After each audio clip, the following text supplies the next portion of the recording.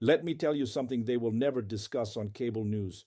While the whole world was glued to missile trajectories and oil price tickers, while pundits screamed about Hormuz and the ghost of 1973 came back to haunt the trading floors of London and Singapore, something far more consequential was unfolding in the back channels. Not in Washington, not in Tehran, not in Tel Aviv, but in Muscat, in Ankara, in Cairo, three capitals that most Western analysts wouldn't even bother to circle on their maps. Three nations that were quietly, stubbornly, almost recklessly attempting to rewrite the rules of Middle Eastern diplomacy from the inside out. This is the story of the mediators. And trust me, it is way more explosive than the missiles. Picture this: it was late February 2026. The halls of Oman's foreign ministry in Muscat still carried the scent of frankincense and cautious optimism. Foreign Minister Badr al-Busaidi had just finished another round of shuttle diplomacy between American and Iranian negotiators. The talks in Geneva had produced something rare, a flicker of genuine hope. Iran's Foreign Minister Abbas Araghchi told the world that a historic agreement was within reach. Within reach. Those words hung in the air like a promise nobody dared to fully believe. Peace, it seemed, was closer than it had been in decades. The nuclear file, the missile question, the regional proxies, all of it was on the table, being discussed through Omani intermediaries with the meticulous patience that only Muscat knows how to deploy. And then, less than 72 hours later, everything was incinerated. On February 28th, the skies over Tehran lit up. Operation Epic Fury, the joint American Israeli assault, didn't just target military installations and nuclear facilities, it decapitated the Iranian state. Supreme Leader Ali Khamenei was killed. Government buildings, security councils, military command centers, all hit in a coordinated barrage that the Pentagon would later describe as the most complex air campaign since the opening night of the Iraq War in 2003. The negotiations that Oman had so carefully nurtured that Araghchi had described as historic were blown apart mid-sentence. Literally, the strikes came while the diplomatic process was still technically active. Now here is where the story gets truly fascinating. And this is the part that almost nobody has been paying attention to. Within hours of the first bombs falling on Tehran, Iran launched a retaliatory barrage that redefined the concept of horizontal escalation. Hundreds of ballistic missiles and thousands of drones flew toward Israel, toward American bases in Bahrain, Kuwait, Qatar, Saudi Arabia, Jordan, and the UAE. The entire Gulf was suddenly a war zone. Shipping in the Strait of Hormuz ground to a halt. Insurance companies pulled coverage. Oil tankers went dark on their tracking systems. And here is the detail that matters most for our story. Iranian drones also hit Oman, the very country that had been trying to broker peace. Strikes landed on the deepwater port of Duqm, damaging fuel storage facilities. More drones hit Salalah, the country that had spent years building its reputation as the Switzerland of the Gulf, the honest broker, the neutral ground where enemies could sit in separate rooms and pass notes through Omani hands. That country was now under fire from one of the parties it had been trying to save. And what did Oman do? This is the most remarkable thing. Oman did not withdraw. Oman did not condemn Iran with the fury that other Gulf states mustered. Oman did not break relations, did not call for regime change, did not join the American-led chorus demanding unconditional surrender. Instead, Foreign Minister al-Busaidi went to his desk, opened his laptop, and posted a message that said, in essence, there are off-ramps available. Let's use them. Let that sink in for a moment. Your ports have just been hit by the drones of a country you were trying to help. Your fuel infrastructure is damaged, your insurance premiums are through the roof, and your response is to call for more diplomacy. That's not naivety. That is a 50-year strategic doctrine playing out in real time. Oman, under Sultan Qaboos and now under Sultan Haitham, has always understood something fundamental about its position in the world. A small country sitting on the most strategically vital waterway on Earth cannot afford the luxury of taking sides. Its survival depends on being useful to everyone and threatening to no one. It is a doctrine born not from weakness but from an extraordinarily clear-eyed assessment of geography and power. And as of today, March 23, 2026, that doctrine just produced its most dramatic result yet. Oman confirmed that it was actively mediating between the United States and Iran. President Trump announced a 5-day postponement of his threatened strikes on Iranian power plants, citing what he called productive conversations. Iran denied any direct talks existed, calling it psychological warfare designed to buy time and lower oil prices. But the Omani channel was real. The back channel was alive, and Muscat was at the center of it, bruised but unbowed, still playing the longest game in Gulf diplomacy. Now let's widen the lens. Because Oman was not operating alone in this extraordinary diplomatic scramble, enter Turkey. And here the plot thickens in ways that would make a Le Carré novel seem straightforward. Turkey occupied a position in this crisis that was almost paradoxical. A NATO member whose president had called the American-Israeli strikes a clear violation of international law. A country with good relations with both Washington and Tehran that had offered to host talks in Istanbul before the war, proposing a format where the Americans and Iranians could discuss the nuclear file directly, while regional countries would address the missile and proxy questions separately. It was an elegant framework, the kind of diplomatic architecture that requires genuine strategic imagination. Iran rejected it, preferring the Omani-mediated format that focused narrowly on the nuclear issue. But after the bombs started falling, Turkey didn't retreat into NATO solidarity or pan-Islamic rhetoric. Instead, Foreign Minister Hakan Fidan launched what can only be described as a one-man diplomatic blitz. He was talking to the Iranians. He was talking to the Americans. He was talking to the Omanis. He was meeting with the Egyptian foreign minister and with EU foreign policy chief Kaja Kallas. He was on the phone with counterparts in the UAE and Pakistan, all simultaneously, all while Turkish airspace was technically under threat from stray Iranian missiles. NATO forces had already shot down Iranian drones near the Incirlik air base. What Fidan understood, and this is the key insight that separates Turkish diplomacy from the Washington consensus, was that this war could not be contained by the parties fighting it. The Strait of Hormuz crisis alone was triggering a global energy emergency that the International Energy Agency would later describe as worse than the combined oil shocks of 1973 and 1979. 11 million barrels of oil per day had vanished from the market. Brent crude had surged past $126. Pakistan was canceling cricket tournaments to save fuel. Asian economies were rationing liquefied natural gas. The war in Iran was becoming everybody's war, whether they had fired a single shot or not. Fidan's assessment, delivered in an extraordinarily candid interview, was brutally realistic. He said the conditions were not conducive to formal negotiations. He said the Iranians felt betrayed. For the second time, they had been attacked while engaged in active diplomacy with the United States. He said Iran was trying to create costs for America and its partners by attacking Gulf states and energy infrastructure. But he didn't believe that strategy would produce the desired result. And then he said something that revealed the depth of his analysis. Iran was open to back-channel talks. This is the most startling revelation that emerged from the fog of this war. Here was a NATO foreign minister operating in the space between two belligerents, telling the world that despite the missiles and the drones and the burning oil terminals, a diplomatic pathway still existed. Not a formal one.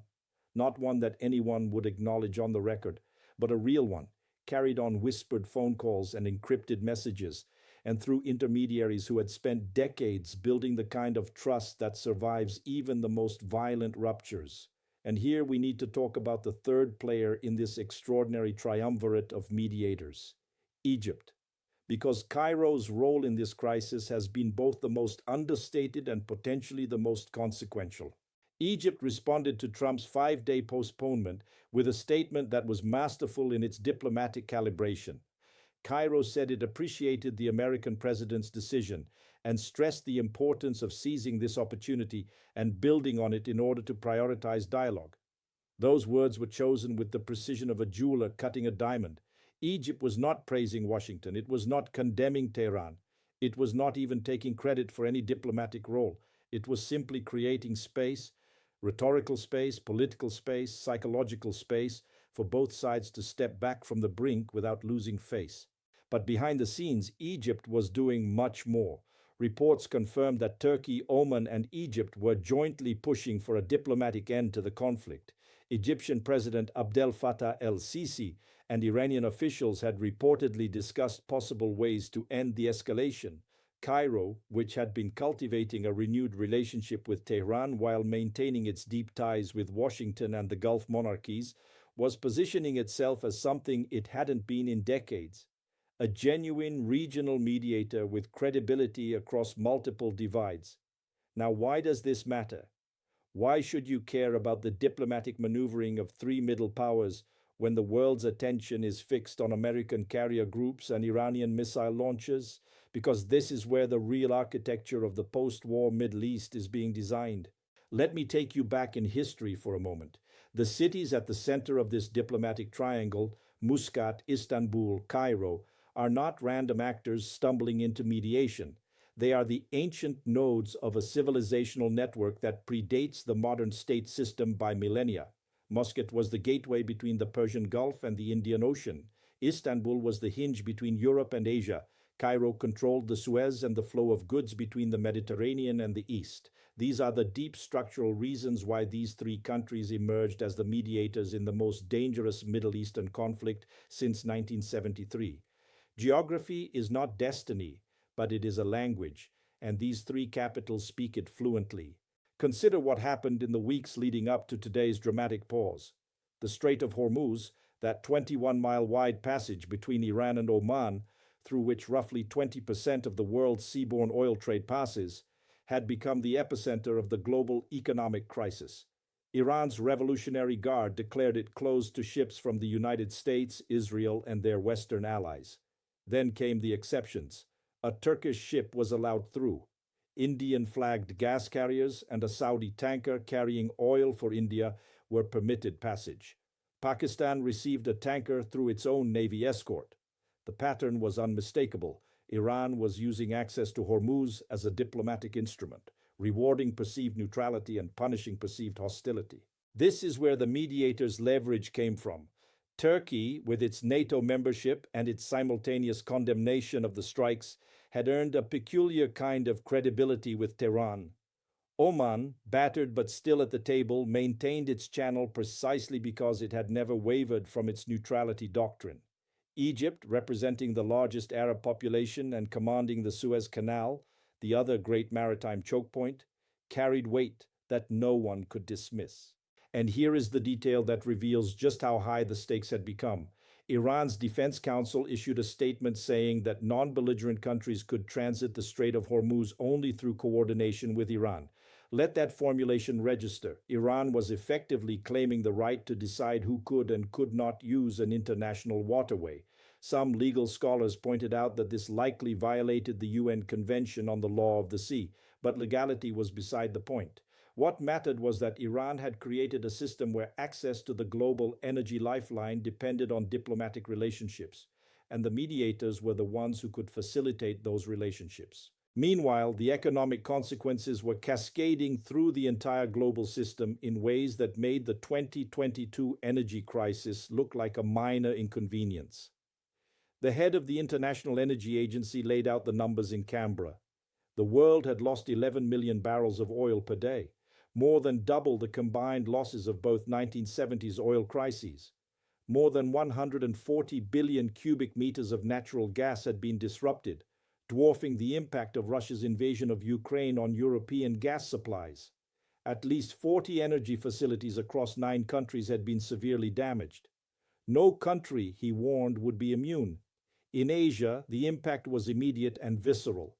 China still depended on the strait for a slice of its energy consumption. India was even more exposed. Roughly half of its crude and LNG imports passed through Hormuz. The rupee was near record lows. Gas was being rationed. Stock indexes logged their worst week in over a year.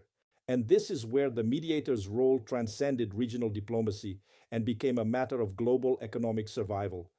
Every day that Hormuz remained closed cost the world economy billions. The World Food Programme warned the conflict was driving long-term increases in global food prices. Nearly 50% of global urea and sulfur exports transited through the strait. The war was not just a Middle Eastern problem. It was an everything, everywhere, all at once crisis, and the mediators were the only ones offering a way out. Now let's talk about what was really happening behind Trump's announcement today, because the surface narrative, productive conversations, a 5 day extension, obscured something far more complex. Trump told CNN that the Strait of Hormuz would be open very soon and suggested it should be jointly controlled by the United States and whoever the next Ayatollah turned out to be. He also said there had been a very serious form of regime change in Iran, pointing to the strikes that had eliminated much of the country's senior leadership. He suggested that Mojtaba Khamenei, the late supreme leader's son who had been chosen by the Assembly of Experts as successor, was unavailable. Nobody knows what happened to him, Trump said. Something is going on with him. Iran's response was swift and categorical. There was no negotiation, and there was no negotiation, a senior security official told state media. The statements were designed to reduce energy prices and buy time for military plans.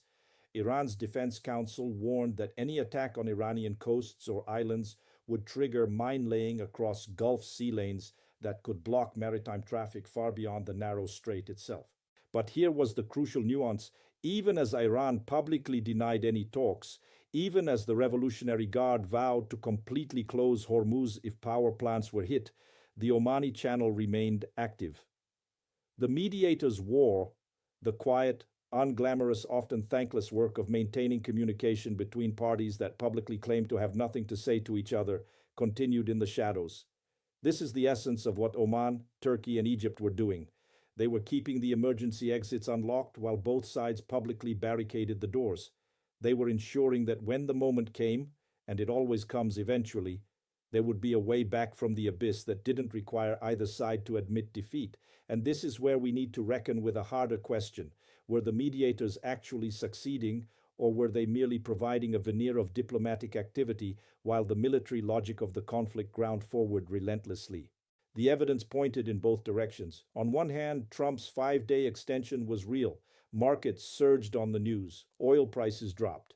The immediate threat of strikes on Iranian power plants, which could have triggered a catastrophic escalation targeting energy and desalination infrastructure across the entire Gulf, had been temporarily averted. Oman's confirmation of active mediation suggested that at some level, both sides recognized the need for a channel, even if they couldn't admit it publicly. On the other hand, the war showed no signs of ending.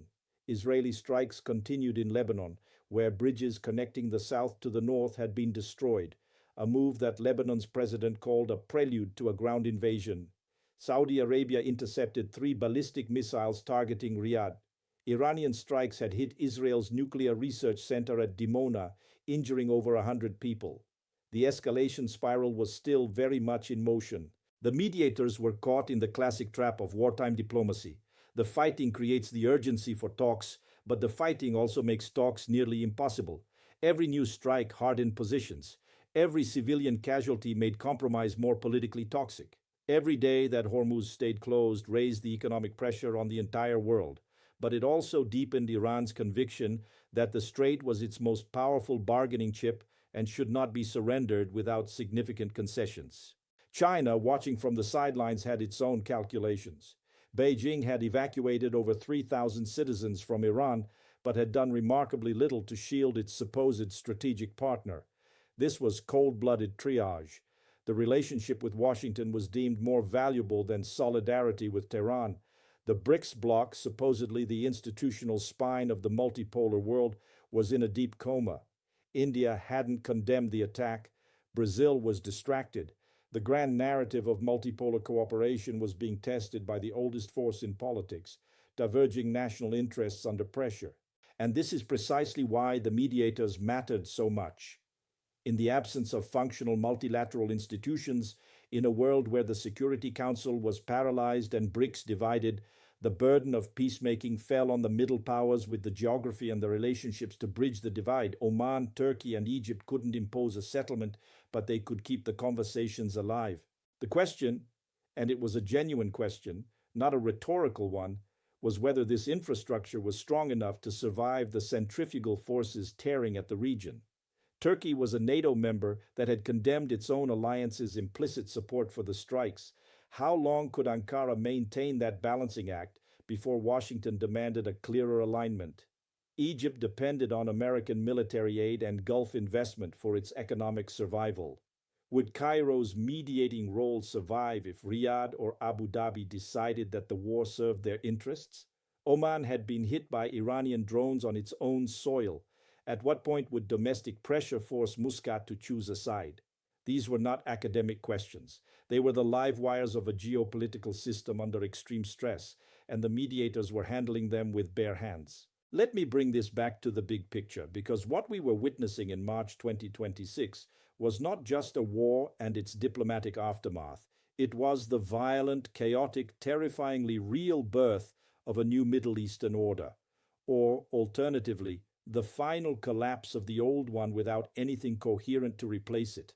The American-led security architecture that had defined the region since the Carter Doctrine of 1980 had been pushed to its logical extreme and found wanting.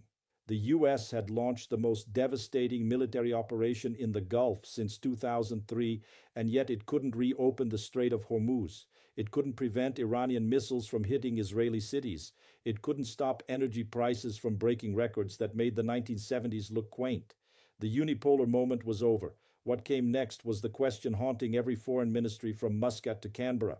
The mediators offered one possible answer: not a grand bargain, not a new regional security treaty, but something more modest, more pragmatic, and potentially more durable. A network of relationships, back channels, and communication lines that could absorb shocks and prevent catastrophic escalation. It was the diplomatic equivalent of a shock absorber. It wouldn't prevent the bumps, but it might keep the vehicle from flying off the cliff. The ancient Silk Road didn't work because a single empire controlled it from end to end. It worked because a chain of intermediary cities, Samarkand, Baghdad, Constantinople, Cairo, Muscat, provided the infrastructure of trust and exchange that allowed goods, ideas, and people to flow across vast distances. The mediators of 2026 were, in a sense, trying to rebuild that infrastructure for the 21st century, not for silk and spices, but for the most essential commodity of all, the possibility of communication between enemies. Whether they would succeed was an open question. The forces arrayed against them were immense, but the mediators persisted. Oman, its ports smoking, still sat at the table.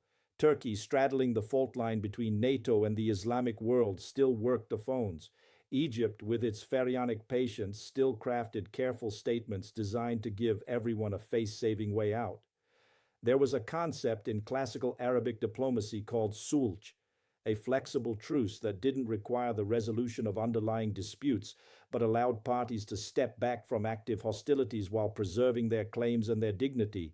Not peace in the Western liberal sense, something older, more realistic, more attuned to a region where grievances stretched back centuries.